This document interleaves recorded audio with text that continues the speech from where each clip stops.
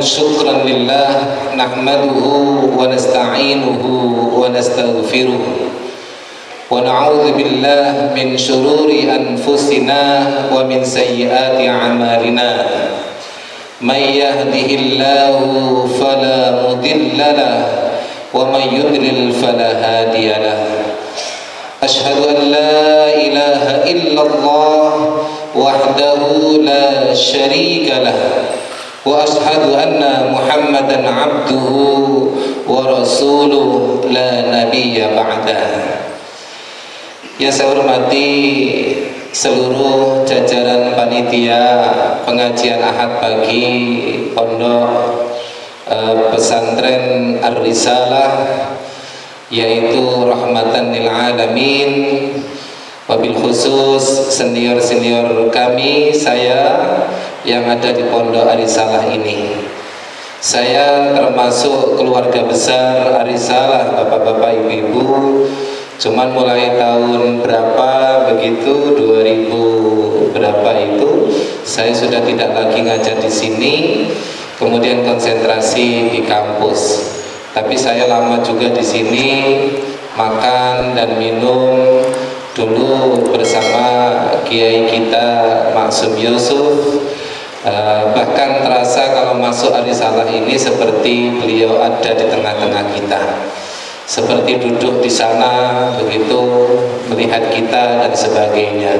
Semoga almarhum Kiai Haji Muhammad Maksum Yusuf beserta istri betul-betul ditempatkan di surga Allah Subhanahu wa taala. Amin.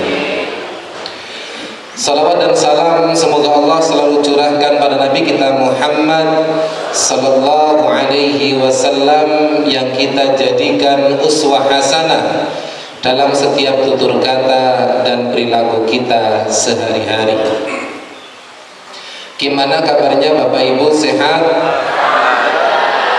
Bisa senyum? Sakit nggih? Karena senyum itu adalah sedekah, oke ya. Tabassumuka fi wajhi akhika laka sedekah. Senyum kalian di depan wajah saudara kalian adalah sedekah. Bapak Ibu, kita niyati pada kesempatan ini adalah tafaqquh fiddin, mendalami ajaran agama Islam. Rasulullah bersabda, "May yuridillahu bihi khairan yufaqihu fiddin." Barang siapa yang ingin diberi kebaikan oleh Allah, maka silahkan tafaqquh fiddin. Tafaqqaha yatafaqqahu itu artinya mendalami pemahaman. Ad-din artinya agama Islam. Berarti kita semuanya sedang mendalami pemahaman kita terhadap agama Islam.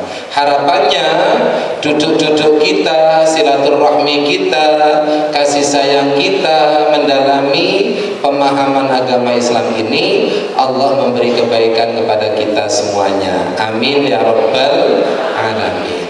Jadi jangan niati datang ke sini jauh-jauh dengan senang dengan keluarga dalam rangka mendalami pemahaman agama Islam.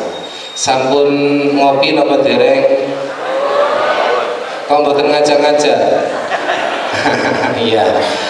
Bapak Ibu yang saya hormati, sebentar lagi kita memasuki bulan Ramadan. Ada istilah yaitu Ramadan Syahrul Mubarak. Bulan Ramadan itu adalah bulan keberkahan. Kenapa disebut dengan bulan keberkahan?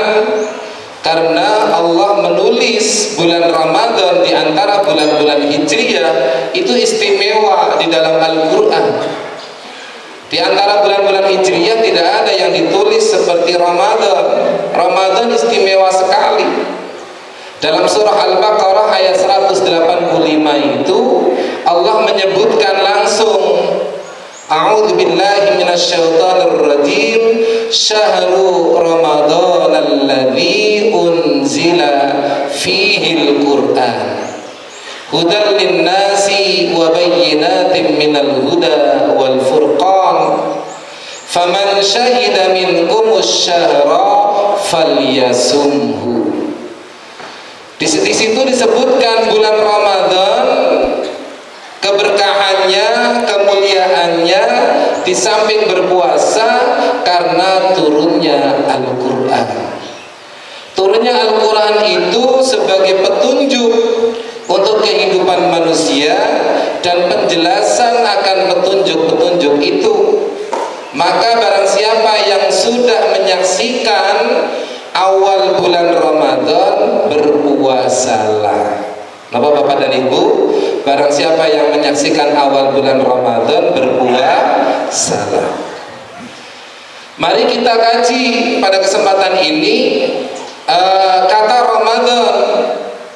Kata Ramadan itu berasal dari kata Ramadan mudu, kemudian membentuk kata Ramadan, kemudian membentuk kata sifat yang lainnya Ramadan. Artinya adalah membakar. Kenapa kata Ramadan itu diartikan adalah membakar? Pembakaran karena memang pada musim di zaman Rasulullah, ketika bulan Ramadan datang, itu panasnya seperti membakar. Jadi panas banget. Sebelum kita kemarin musim hujan, kita kemarin kan musim panas ya Bapak Ibu ya. Nah, jenengan terasa sumuk badan, sumuk kan gitu, terbakar seperti gitu ya. Saya pernah sepeda motoran dari rumah ke kampus, tidak pakai lengan panjang, lengan pendek. Dari sini ke sini ini baru keluar sebentar, begitu pulang itu sudah hitam, beda dengan kulit yang pakai baju. Itu menandai bahwa betul-betul panas membakar. Jadi bulan-bulan Hijriyah, jangan hafal buatan bulan Hijriyah.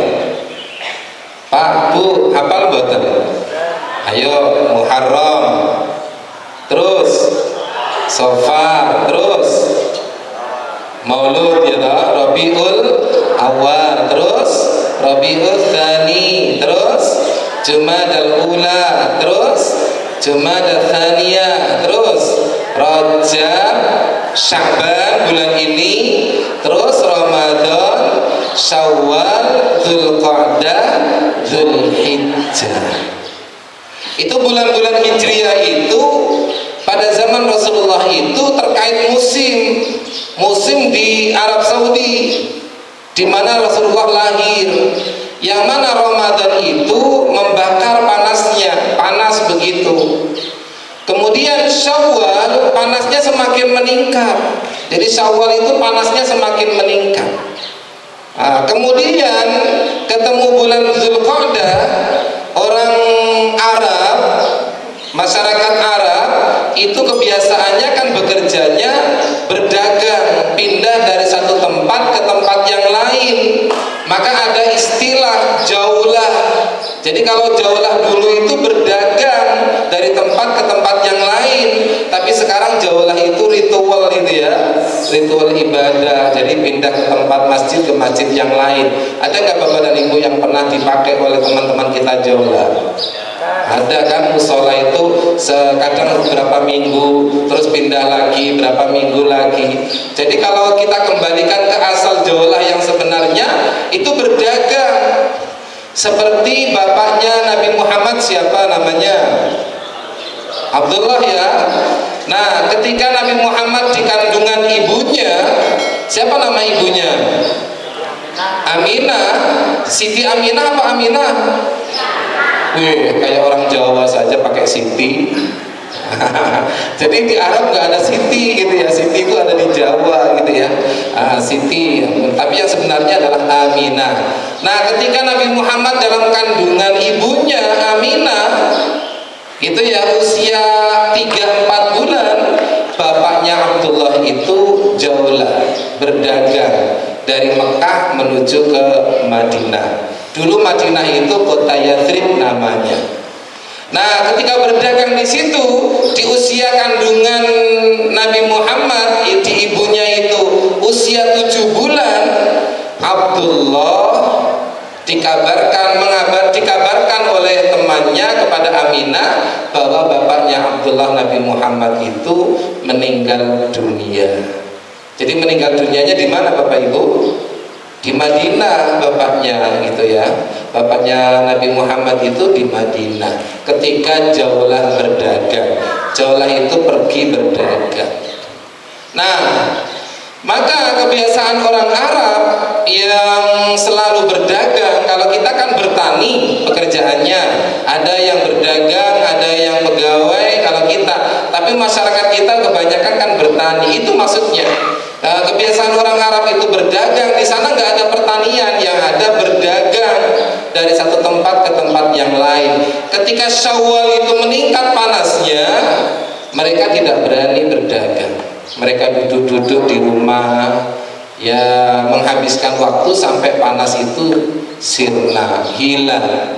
Akhirnya bulan yang mereka duduk-duduk, ahli duduk-duduk, itu dinamai bulan setelah Syawal adalah Dzulqa'dah.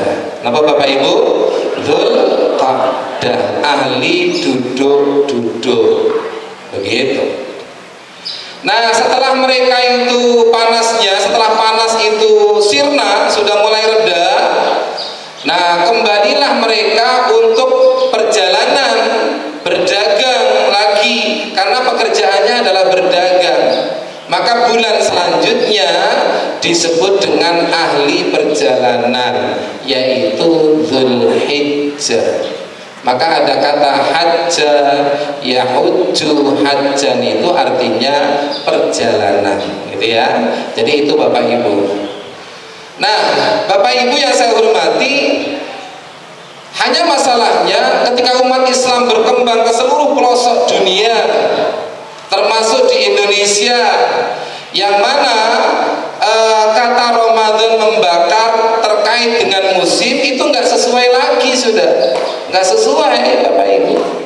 Kenapa nggak sesuai? Bahwa di sini musim dingin, musim hujan kok. Kalau di sana musim panas, di sini musim hujan, gitu.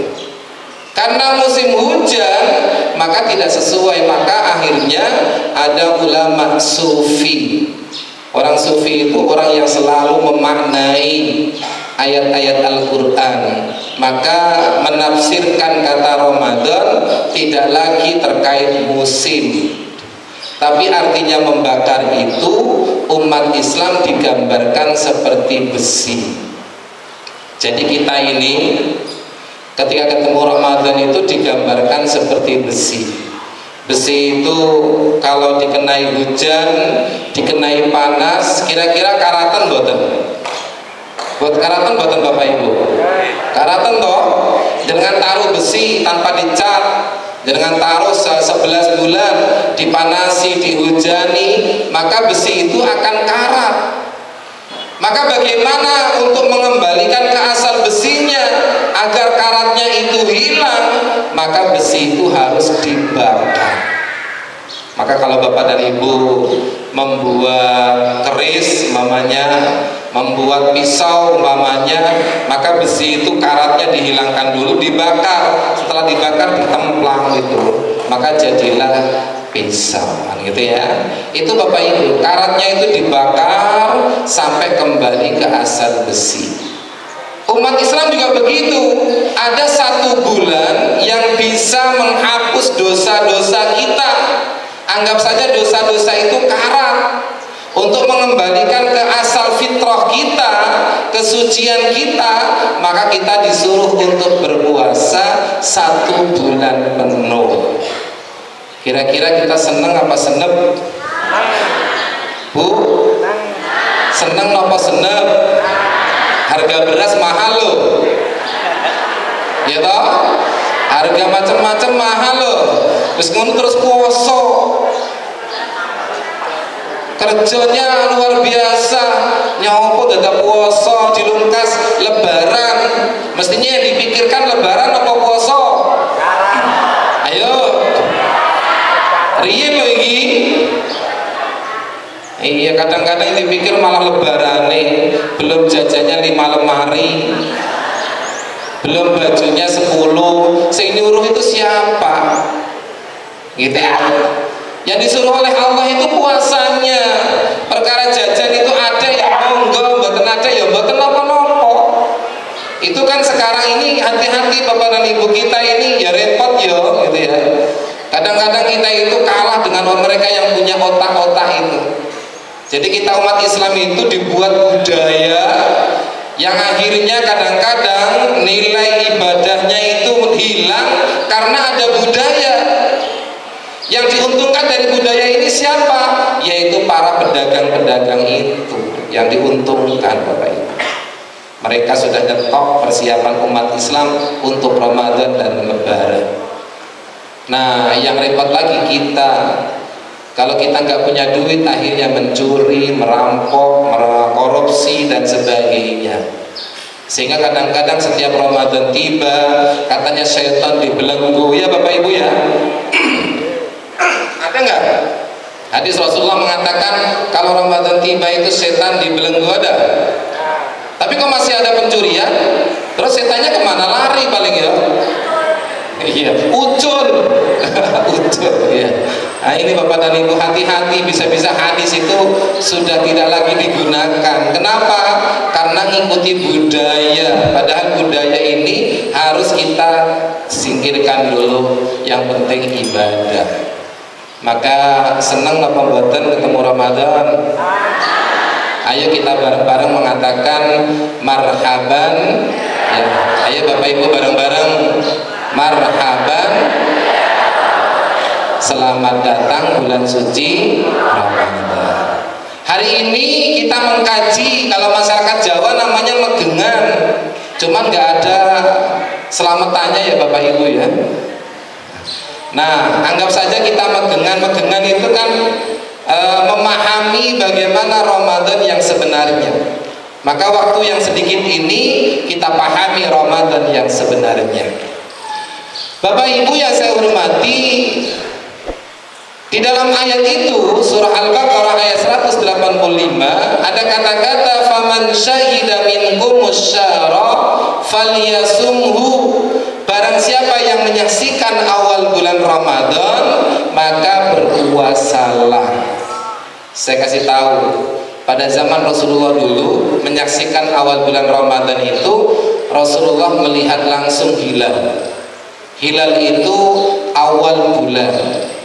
Kalau dalam bahasa Pondok Arisalah, al-hilalu wa ghurrah min kulli syahrin, yaitu setiap awal tanggal 1 pada tiap-tiap bulan. Itu namanya hilal. Kenapa Bapak Ibu? Hilal. Jadi Rasulullah, kebetulan Arab Saudi itu ketinggiannya bagus tanahnya, daerah pegunungan begitu. Jadi kalau melihat hilal langsung, kebetulan musim sana musim panas, jadi melihat hilal langsung itu bisa kelihatan. Ketika Rasulullah melihat hilal langsung, ru'yatul hilal, Rasulullah menyuruh para sahabat besok puasa.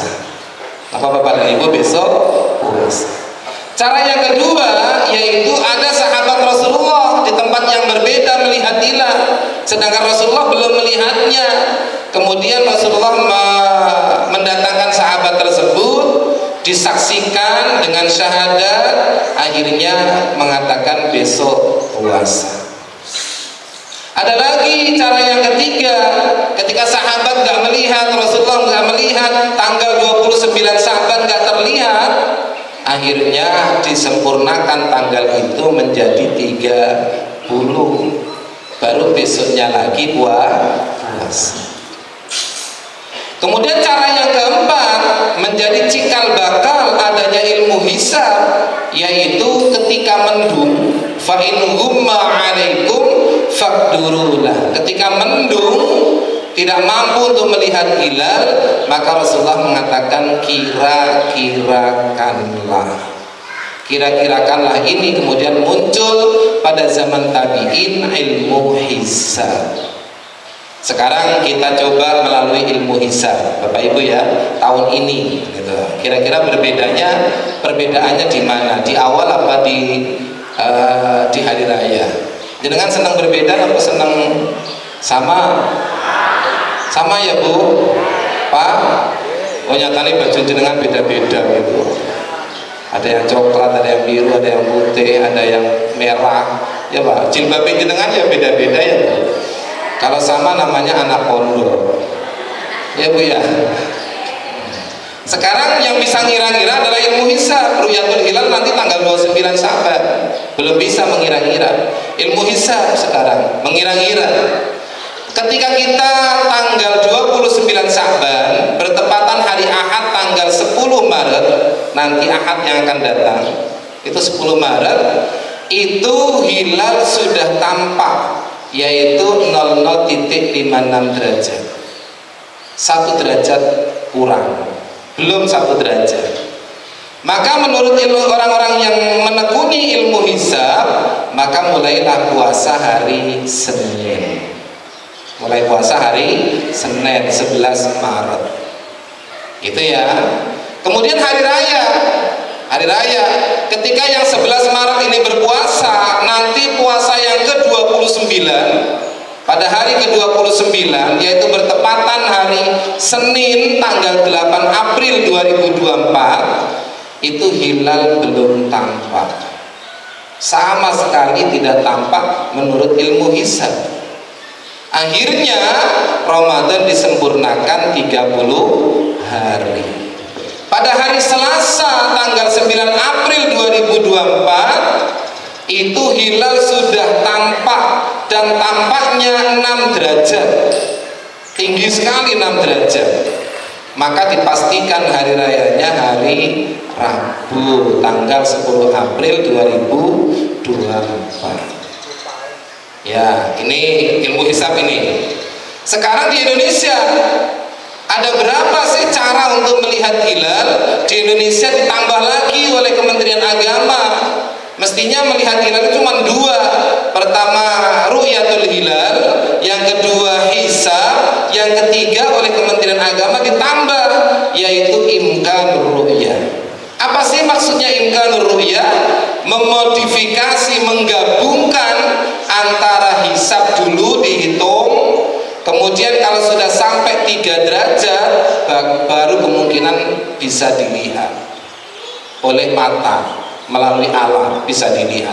Tapi kalau belum sampai 3 derajat sulit sekali dilihat.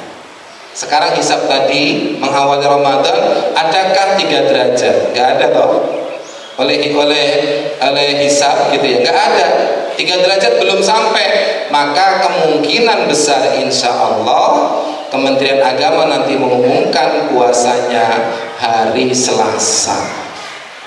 Jadi perbedaannya di mana Bapak Ibu? Mengawali puasanya yang berbeda tahun ini.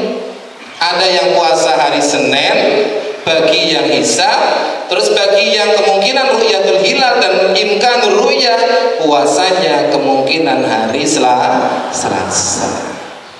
Jadi kalau dengan berbeda itu tidak apa-apa, karena caranya memang berbeda. Kalau ada orang yang marah-marah berbeda, berarti dia ketinggalan ilmu pengetahuan. Artinya ilmunya bukan di sini tapi di sini. Nah, gitu ya.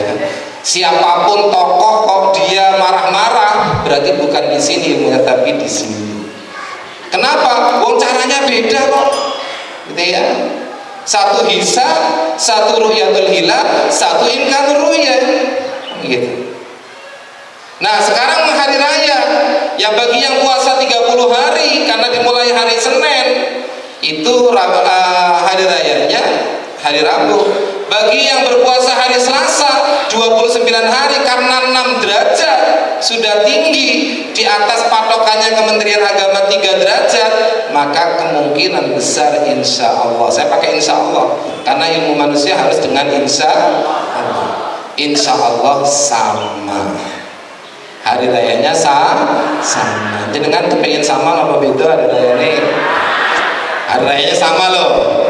Puasanya beda. Tapi Bapak Ibu tidak usah menyalahkan siapa-siapa. Yang menyalahkan itu mesti keterbatasan ilmu pengetahuan. Tapi yang benar kata Rasulullah itu begini. Rasulullah itu kalau sudah memasuki bulan Ramadan, memastikan kita itu berpuasa benar apa tidak, itu Rasulullah katanya ketika menghitung hari-hari bulan Hijriah itu menggunakan tangannya. Jadi bukan pakai isyarat mulut. tapi menggunakan isyarat tangan. Dibuka semua jari-jarinya.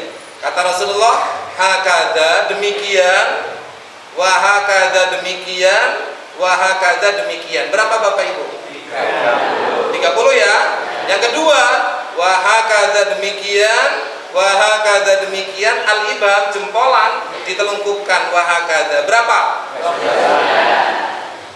Yang penting puasanya 30 atau 29. Kalau jenengan puasanya 31 ini, nah tanda-tanya ini. Ini bukan umat Islam, ini mesti sempalan Islam, gitu ya. Ada lagi 28, buat tambah lagi, ini sempalan lagi. Kalau jenengan ada di YouTube, kok ada yang berpuasa 28 atau 31, 32, ini mesti sempalan Islam, bukan Islam yang sebenarnya. Jadi Bapak Ibu nggak usah dipermasalahkan 30 atau 29, semuanya dibenarkan oleh Rasulullah Sallallahu Alaihi Wasallam. Yang penting rahmatan, itu kasih sayang untuk seluruh alam. Beda baju ya betul apa ya Bapak Ibu ya. Beda songkok, ada yang tinggi ya Pak, songkoknya tinggi. Yang belum jenengan narinya Pak, nari. Biasanya kalau songkok tinggi itu nari ya Pak, nari sufi ya, nari sufi.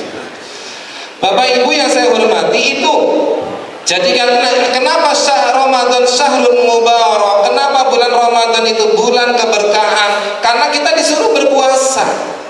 Kita disuruh berpuasa. Kita senang sekali disuruh berpuasa. Kemudian yang kedua, kenapa Ramadan itu mubarak? Karena diturunkannya Al-Quran. Bapak Ibu, luar biasa. Jenengan setiap hari berapa kali baca Al-Quran? Bu, pintar? 1 kali. Waduh, 1 kali ya. Bapak-bapak, senengannya baca HP. Ya. Tapi kalau HP di aplikasi Quran sakit loh Bapak Ibu, dengan aplikasi Quran sambil mendengarkan suara tartilnya siapa itu silakan. Gitu ya Bapak Ibu ya. Kenapa bulan Ramadan itu bulan keberkahan? Karena diturunkannya Al-Quran. Syahrul Ramadan alladzi unzila fihil Quran. Hanya saja kalau kita kaji ayat-ayatnya, kesannya kok turunnya Al-Quran kok beda-beda. Yang satu mengatakan turunnya Al-Quran di malam Lailatul Qadar. Yang satu lagi mengatakan turunnya Al-Quran tanggal 17 Ramadan. Ayo Bapak dan Ibu, dalam ulumul Quran, saya kebetulan ngajar dan belajar dan mengajar. Dalam ulumul Quran itu ilmu-ilmu yang mengkaji Al-Quran. Sekarang perkembangannya sudah 51 ilmu. Dulu ketika saya kuliah S1 dengan Ustaz Soimun itu, dengan Ustaz Soimun, Ustaz Soiman, Ustaz Buhin dulu di sini nih, pakai mobilnya pondok itu ulumul Quran itu masih 38 ilmu. Itu ya, dari pondok Arisalah, kuliah di sana. Terus saya kuliah S2 sudah naik lagi 42 ilmu. Kemudian kuliah lagi S3 48 ilmu. Sekarang ini sudah 51 ilmu yang mengkaji Al-Quran. Maka ada ilmu yang mengkaji turunnya Al-Quran. Jadi kita biar tidak keliru memahami, kemudian saling menyalahkan orang yang berbeda pemahaman. Karena kita sendiri ternyata kurang memahami Al-Quran. Ada ilmu yang terkait ilmu nuzulul Quran, ilmu turunnya Al-Quran. Maka ilmu itu disebut dengan ilmu nuzulul Quran. Dalam kitabnya Muhammad Ali As-Sabuni fi ulumil Quran, dan kitab yang lainnya dari Muhammad Ali As-Sabuni At-Tibyanu fi ulumil Quran. Bapak-bapak dan ibu-ibu, ini ngaji Bapak Ibu ya. Perlu salawatan Bapak? Perlu ya? Saya bisa salawat apa ya? Ustaz Azhar sakit salawat apa dia Ustaz Azhar? Sallallahu ala Muhammad. Bapak Ibu, sallallahu ala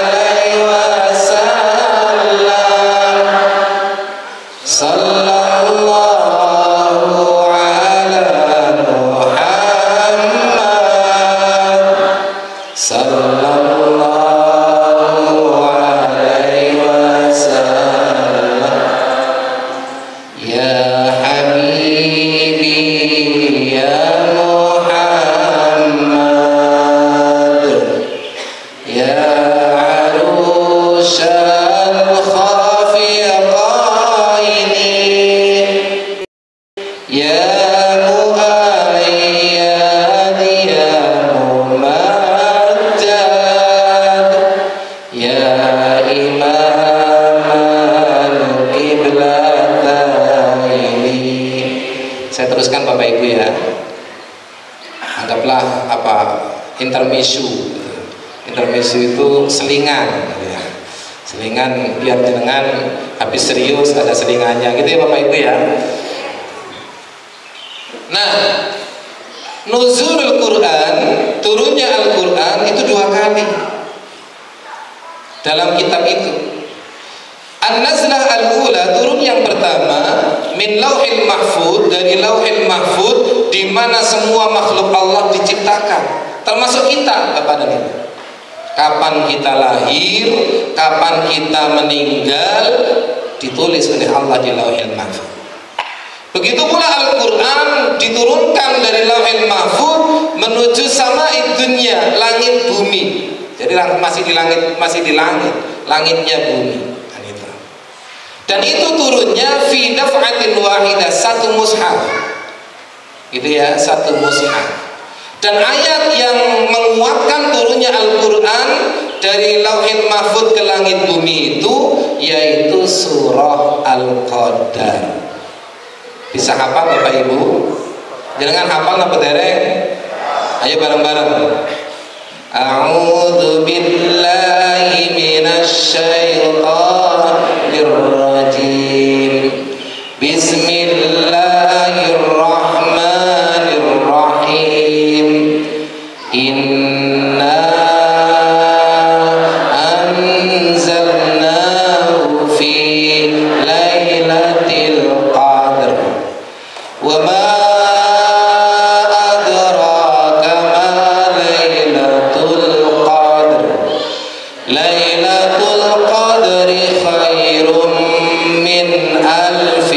syahrin tanazzalul malaikatu war-ruhu fiha bi'izni rabbihim min kulli amrin salam hiya hatta matla'il fajr. Itu buktinya, inna sesungguhnya kami Allah anzalnahu Al-Quran, 1 mushaf fi malam Lailatul Qadar. Berarti turun yang pertama itu ada di malam Lailatul Qadar. Maka jenengan nanti di 10 hari yang terakhir tambahlah i'tikaf di malam itu. Karena kata Allah menurunkan di malam itu Al-Qur'an. Bapak Ibu, saya masih ingat ungkapan beliau Pak Yai Mansur. Kata Al-Qadar itu dibagi 3. Yang pertama adalah kemuliaan. Kenapa mulia? Karena malam itu turun Al-Quran, maka seluruh makhluk Allah menjadi mulia, termasuk manusia. Maka panjenengan kalau ingin mencari kemuliaan, tidak usah kemana-mana, kajilah Al-Quran. Kok mencari kemuliaan kok di Gunung Semeru? Gak ada Bapak dan Ibu. Jadi kemuliaan itu di Al-Quran. Wong seluruh makhluk Allah di muka bumi ini mulia karena diturunkannya Al-Quran. Maka kalau kita ingin mencari kemuliaan, maka kita harus cari di dalam Al-Quran. Kemudian kata qadar yang kedua artinya adalah ketentuan. Allah akan menentukan pada malam itu seluruh ketentuan makhluknya, termasuk kita. Maka jangan sampai ngorok di malam itu, karena Allah sedang menentukan. Yang repot itu kan kemudian kita ngorok, gitu ya. Mau ditentukan segalanya kok kita ngorok, gitu ya. Kemudian yang ketiga kata qadar itu artinya adalah sempit. Allahu yabsutur rizqa liman yasha wa yaqdir. Allah membentangkan rizki bagi yang Allah kehendaki dan Allah menyempitkannya. Kata qadar itu sempit. Kenapa sempit? Karena pada malam itu malaikat Allah dan ruh turun ke bumi, maka bumi menjadi sempit. Mau didoakan kok jenengan ngorok, gimana mau Allah malaikat dan ruh mendoakan kok kita ngorok gitu. Mestinya kita tambah i'tikaf di 10 hari yang terakhir. Nggak usah dengan mencari wangsit. Aku dapat Lailatul Qadar loh. Ciri-ciri nih, iki mau isuk mendung. Ya memang musim hujan. Gitu ya, nggak perlu kita begitu. Serahkan aja pada Allah. Yang penting 10 hari yang terakhir seperti hadis Rasulullah. Karena Rasulullah ya'takif fil ashril awakhir min Ramadan hatta tawaffahu Allah summa istamarra azwajuhu min ba'di. Jadi memang Rasulullah itu selalu i'tikaf di 10 hari yang terakhir. Kalau kita tidak bakhil, nggak usah hitung-hitungan angka ganjil. Jadi kita langsung i'tikafnya di 10 hari yang terakhir. Karena hadisnya bunyinya begitu kok. Gitu ya. Perkara ada hitung-hitungan ganjil monggo, tapi kalau ngikuti hadis berarti 10 hari yang terakhir. Itulah umat Nabi Muhammad disuruh i'tikaf sami'na wa ata'na.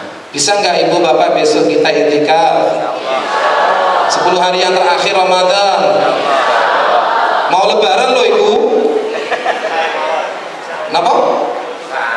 Iya, bayangkan sesuk kerja disuruh i'tikaf. Kadang-kadang ada yang seperti itu. Na'udzubillah min. Bapak ibu yang saya hormati. Kemudian an-nazlah as-saniyah, turun yang kedua. Turun yang kedua itu dari langit bumi, min sama'id dunya ila nabiyina Muhammad. Dari langit bumi kepada Nabi Muhammad, dan itu turun yaitu surah Al-Alaq ayat 1 sampai 5. Dan turunnya nuzulun mutafarriqah atau nuzulun muta'addidah, turunnya berangsur-angsur. Tidak langsung blek satu Al-Qur'an itu enggak. Kalau ke kita kan langsung blek, ya toh? Sehingga kadang-kadang kita nggak merasakan begitu indahnya dan sulitnya Rasulullah menerima wahyu itu, gitu ya. Karena kita nggak merasakan sok-sok ya Al-Quran itu kalau pas guna dipakai, kalau nggak guna ya nggak dipakai. Ada nggak seperti itu? Ada. Pas butuh diundang tahlilan dipakai, pas nggak butuh nggak dipakai, gitu ya. Nah ini sering-sering begitu kita itu. Sebetulnya butuh nggak butuh terus kita pakai, karena begitu sulitnya Al-Quran itu turun kepada Nabi Muhammad sepanjang 22 tahun lebih seusia Nabi Muhammad diangkat menjadi Nabi. Dan ayat yang pertama kali turun yaitu surah Al-Alaq ayat 1 sampai 5. Hafal Bapak Ibu? Hafal nggak? Ayo bareng-bareng. A'udzu billahi minasy syaithanir rajim. Bismillahirrahmanirrahim. Iqra bismi rabbikal ladzi khalaq. Khalaqal insana min 'alaq. Iqra wa rabbukal akram. Alladzi 'allama bil qalam. 'Allamal insana ma lam ya'lam. Bapak Ibu, kontribusi ayat ini betul-betul terjadi di zaman modern, yang kita saja kadang tidak memperhatikan. Di zaman modern itu siapa yang menguasai dunia? Hanya dua. Yang pertama orang yang mampu membaca. Maka ayatnya turun pertama kali apa? Iqra. Iqra apa nam? Iqra apa nam? Membaca apa tidurlah? Bu, jangan-jangan tidurlah. Nah, gitu ya. Membaca apa pergilah ke pasar? Membaca. Gitu ya. Kemudian yang kedua alladzi 'allama bil qalam, yang kedua menulis. Maka siapapun yang menguasai dunia itu yang mampu membaca dan mampu menulis. Bapak Ibu, pada zaman tahun berapa itu? 2009 Australia itu membaca bagaimana ciri khas pendidikan bangsa Indonesia ini. akhirnya menggelontorkan dana ke Indonesia dan kerjasama dengan Kementerian Pendidikan, kerjasama dengan Kementerian Agama terkait pendidikan didanai, baru datanya itu ditulis, kemudian data itu diambil mereka. Kita yang mencari data, kita yang menulis data, pendidikannya bagaimana, dibawa mereka. Ternyata kemudian akhirnya banyak sekali sekarang ini penduduk Indonesia yang belajar ke Australia. Berarti yang pintar siapa Bapak Ibu? Australia. Dari kata-kata apa? Membaca dan menulis. Padahal ayat kita itu yang pertama kali turun itu Iqra, membaca, 'allama bil qalam, menulis. Nah, ayo Bapak dan Ibu, anak-anak kita, cucu kita disuruh banyak membaca dan menulis. Kalau enggak ketinggalan Bapak dan Ibu, sudahlah, ketinggalan. Apalagi kita sok-sok masih butuh beras gitu ya. Kampanye dikasih beras begitu aja udah lengser niatan kita ya. Gitu. Yang penting kan saya ini beras, baru ngono berasnya dinaikkan. Waduh. Setelah jenengan nyoblos berasnya dinaikkan. Sing sorone sapa? Nah, ini Bapak dan Ibu hati-hati. Kalau kita nggak cerdas, nggak pinter, bisa ketinggalan Bapak dan Ibu. Sudahlah ketinggalan. Maka ada pepatah yang mengatakan ayam mati di lumbung padi. Nggih napa mboten? Nggih. Sudah jelas padi itu makanan ayam, kok iso mati? Sudah jelas ini negeri kita, ini Indonesia milik kita, kok kita menjadi sulit? Coba Bapak dan Ibu lihat lagi, orang-orang yang tidak mampu berkompetisi bersaing di kota, akhirnya jual rumah di kota, pindah ke pinggir kota. Ada yang seperti itu? Ada. Kenapa mereka pindah ke pinggir kota? Karena nggak mampu bersaing di kota, sulit, hidupnya sulit di kota. Setelah itu lama-lama lagi dari pinggir kota pindah ke pelosok desa. Kenapa mereka pindah ke pelosok desa? Karena sulit Bapak dan Ibu. Maka dari itu ayat Al-Quran sudah jelas, Iqra gitu ya. Iqra, bacalah. Anak-anak kita suruh banyak membaca. Ayu qiraatin, apa saja yang harus kita baca. Bapak dan Ibu yang saya hormati, kemudian kenapa tanggal 17 Ramadan? Maka kemudian ditarik kejadian Nabi Muhammad Iqra itu, surah Al-Alaq turun itu ditarik mundur ketika kita menulis bulan Hijriah, ditarik kira-kira bulan Ramadan tanggal berapa ya kejadian Nabi Muhammad yaitu menerima wahyu pertama. Ditarik para ahli penulis sejarah itu, kemudian muncullah tanggal 17 Ramadan. Maka dicatatlah secara at-tarikh al-islami, sejarah Islam turunnya Al-Quran kepada Nabi Muhammad itu surah Al-Alaq ayat 1 sampai 5 itu turunnya tepat tanggal 17 Ramadan.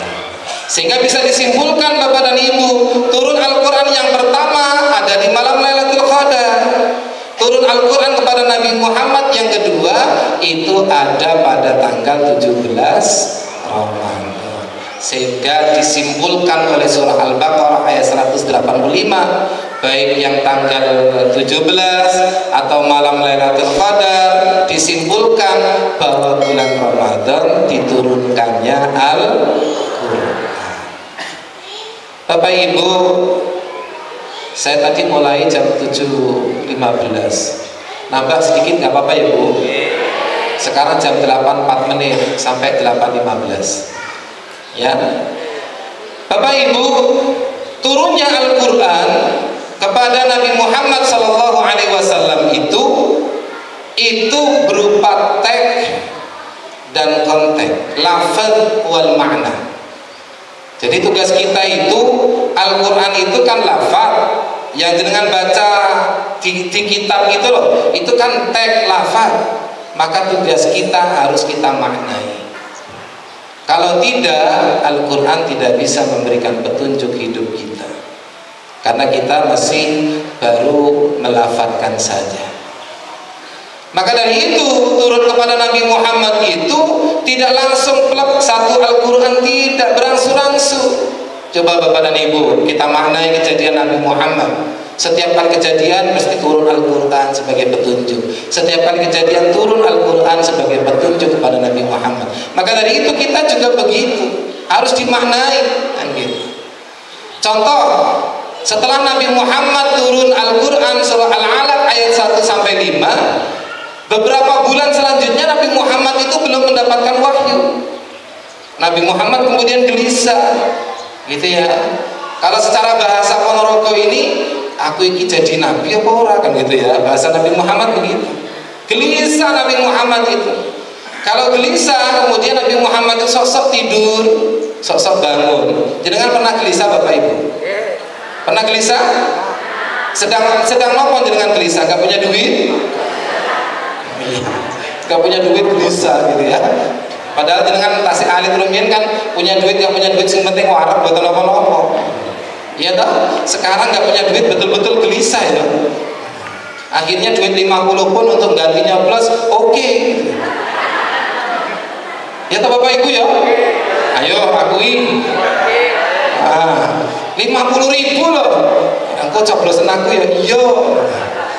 Enak partai-partai yang jenengan wis kadung dijanjikan kok nggak memberi, nggak jadi nyoblos. Iya toh? Masya Allah. Maka dari itu saya pernah membaca data ini. Ponorogo itu nomor 9, rating ke-9 dari 22 kabupaten se-Indonesia, bukan se-Jawa Timur, se-Indonesia, yaitu terkenal dengan money politik uang. Nomor 9 dari 22 yang terkenal money politik. Berarti kan yang lainnya kan urutan bawahnya lagi. Ponorogo nomor pinten Bapak Ibu? 9. Nggih napa nggih? Ayo akui. Kalau nggak dikasih duit nggak mau nyoblos. Itu maka dari itu. Nomor 9, Masya Allah. Se-Jawa Timur nomor 1.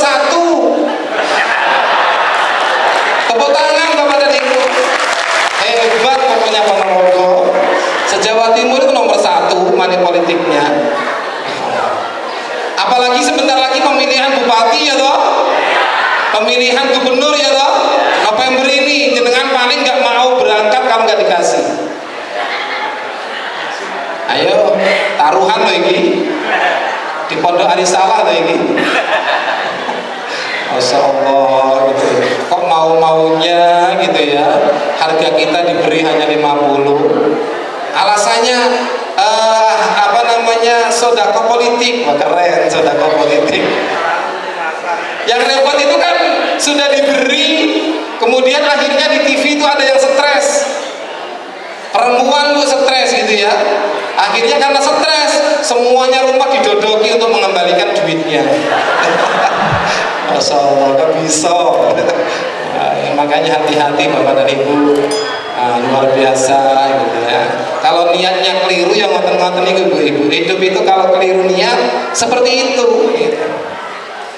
Awalnya sedekah politik, ujung-ujungnya mengembalikan gitu ya. Dan sebagainya. Bapak Ibu yang saya hormati, nah Nabi Muhammad itu gelisah itu akhirnya berselimut ingin tidur, nggak bisa tidur, dilepas lagi, berselimut lagi, akhirnya pas berselimut ditegur oleh Allah, turun ayat yang selanjutnya, ya ayyuhal muddatsir qum, wahai orang yang berselimut bangunlah, fa'andir, serulah agama. Akhirnya Nabi Muhammad semangat berjuang memperjuangkan agama. Artinya apa Bapak dan Ibu? Ketika jenengan melihat Al-Quran itu teks iya, lafaz itu iya, tapi jangan lupa memaknai lafaz itu. Ya, sehingga Al-Quran itu terasa benar dalam kehidupan kita sehari-hari. Kemudian yang kedua, bahwa ayat-ayat Al-Quran itu ada ayatun lafziyah wa ayatun kauniyah. Ayatun lafziyah itu ayat-ayat yang kita baca itu, tapi yang lebih penting lagi lagi dari ayat-ayat itu adalah ayat-ayat kauniyah, gimana Allah menciptakan. Dulu di Melilir Bu ya, jangan kenal Melilir? Pernah ke Surabaya? Lewat Melilir toh, Delapo, Madiun, ngoten nggih. Di Melilir itu dulu ada burung datang tiba-tiba. Masih ingat? Masih ingat ya? Ribuan burung, jenengan kagum. Wah, ada apa ini? Gitu? Tapi jenengan gak pernah kagum kalau Allah menciptakan langit tanpa tiang.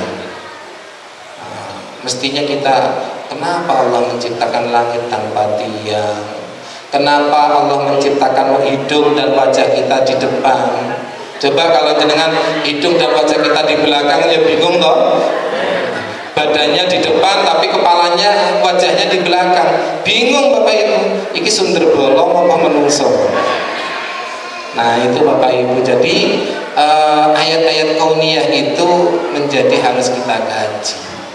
Kalau kita kaji Bapak dan Ibu ayat-ayat ciptaan itu, kita akan mengatakan subhanaka, maha suci Engkau ya Allah. Berarti tugas kita itu terhadap Al-Quran 3 Pak. Pertama ngaji Quran, gitu. Ngaji. Dengan Ramadan ini kira-kira mau ngaji berapa juz satu hari? Ayo. Jangan-jangan mulai selembar toh. Satu hari loh. Kira-kira ada istilah sekarang ini odot. Odot itu one day one juz. Satu hari satu juz bisa? Bisa? Baik, saya tambah lagi satu hari 2 juz. Saged? Oke, saya tambah lagi satu hari 3 juz. Insya Allah. Iya, monggo Bapak dan Ibu, mulai diniati kira-kira kita akan membaca berapa kali. Setelah itu membaca, karena membaca itu mendapatkan pahala. Setelah membaca, kita itu ya ada waktulah bulan Ramadan ini gunakan menghafalkan Quran. Mampu nggak? Sudah berapa juz dengan hafal Quran? Bu, sing dihafali ibu-ibu loh ya, sing dihafali sambel lombok gitu ya. Akhirnya otaknya ini penuh dengan sambel dan lombok. Gitu ya. Ya, Ustadz sudah tua loh, masa bisa menghafal? Bisa. Ayo, bisa, nggak sulit, nggak usah sampai merem-merem dengan menghafalkan, nggak perlu. Gunakan caranya Imam Syafi'i. Siapa Bapak Ibu? Bagaimana caranya? Yaitu ketika duduk baca beberapa baris Al-Quran dan dihafalkan, dibaca saja, nggak usah dihafalkan, dibaca saja sebanyak 40 kali. Duduk anteng, diniati, aku tak ngapalkan surah pun dengan sing surah apa sing paling pendek? Al-Ikhlas. Gak hafal Al-Ikhlas. Surah Al-Maun mamanya ya, dengan duduk. Ara'aital ladzi yukadzibu bid-din fadzalika alladzi yad'u al-yatim wa la yahuddu 'ala ta'amil, membaca wala yahud, teman agak dipercepat, wala yahuddu 'ala ta'amil miskin fawailul lil musallin alladzina hum 'an salatihim sahun alladzina hum yura'una wa yamna'una al-ma'un. Satu, terus lagi, baca lagi, terus sampai ke 40. Coba hafal nggak? Hafal. Saya juga begitu Bapak Ibu, dikit-dikit hafal. Masalahnya kira-kira betah nggak jenengan duduk 40 kali membaca? Betah mboten? Tapi kalau main HP kok betah? Kalau main HP loh jenengan betah? Beda, iya memang beda gitu ya. Karena ada kepentingan, sedangkan menghafalkan tidak punya kepentingan kecuali karena Allah. Nah, orang yang menghafal Al-Quran itu jaminan surga. Kalau jenengan meninggal di waktu menghafalkan Quran, pastikan jenengan jaminan surga. Kemudian yang ketiga dalam Al-Quran itu yaitu mengkaji ayat-ayatnya. Kalau kita mengkaji ayat-ayatnya, kita mendapatkan petunjuk.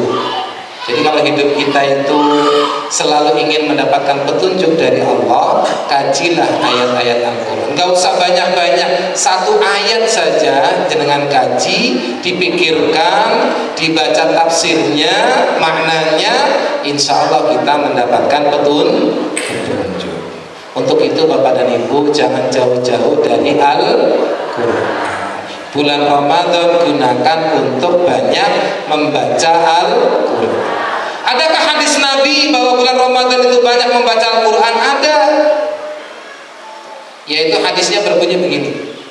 Karena Rasulullah SAW ketika awal Ramadan, Rasulullah itu fayudarisuhul Quran. Mudarosah itu mengulang-ulang. Gitu ya. Bersama siapa mengulang-ulangnya? Bersama malaikat Jibril. Setiap malam itu Rasulullah mengulang-ulang. Jadi kalau jenengan ingin baca yang waktunya longgar, waktunya di malam hari. Gunakan mengulang-ulang, bisa membaca, bisa menghafalkan, bisa memaknai Al-Quran. Semoga kita semuanya selalu berada dalam lindungan Allah Subhanahu wa Ta'ala. Mudah-mudahan Bapak Ibu kita punya waktu banyak membaca Al-Quran. Sakit boten? Ayo kita berdoa kepada Allah Subhanahu wa Ta'ala. Mudah-mudahan Allah memberikan taufik dan hidayah kepada kita, memberikan usia yang panjang, memberikan kemampuan, kesempatan berpuasa dan kesehatan kepada kita, serta juga rezeki yang luas, sehingga kita bisa lebih tenang di dalam berpuasa di bulan suci Ramadan. Allahumma salli ala Muhammad wa sallim wa radiyallahu ta'ala an kulli sahabati Rasulillah walhamdulillahi rabbil alamin. Allahumma tawil amarana ya Allah, panjangkanlah usia kami. Wa sahih asadana ya Allah, sehatkanlah badan kami. Wa qadi hajatana ya Allah, penuhilah kebutuhan-kebutuhan kami. Wa ilal khairi faqarribna, terhadap kebaikan dekatkanlah. Wa ilal syarri fa'ab'idna, terhadap kejelekan jauhkanlah. Birahmatika ya arhamar rahimin, dengan kasih sayangmu ya Allah. Allahumma nawwir qulubana bi nuri hidayatik ya Allah, sinarilah hati-hati kami dengan sinar petunjukmu. Kama nawwartal arda bi nuri syamsika wa qamarika abadan abada, sebagaimana kau sinari bumi dengan sinar matahari dan bulanmu selama-lamanya. Rabbana hab lana min azwajina wa dzurriyyatina qurrata a'yun ya Allah, anugerahkanlah kepada kami suami, istri, anak-anak kami, cucu kami, seluruh murid-murid kami, ustadz-ustadz kami yang ada di pesantren Arisalah ini enak dipandang mata. Waj'alna lil muttaqina imama, jadikanlah kami yang ada di majlis ini imam bagi orang-orang yang bertakwa. Rabbana atina fid dunya hasanah wa fil akhirati hasanah wa qina adzabannar walhamdulillahi rabbil alamin. Bapak Ibu, barangkali itu yang bisa kami sampaikan. Mohon maaf yang sebesar-besarnya. Semoga bisa bermanfaat untuk kita semuanya. Nasykurukum. Wassalamualaikum warahmatullahi wabarakatuh.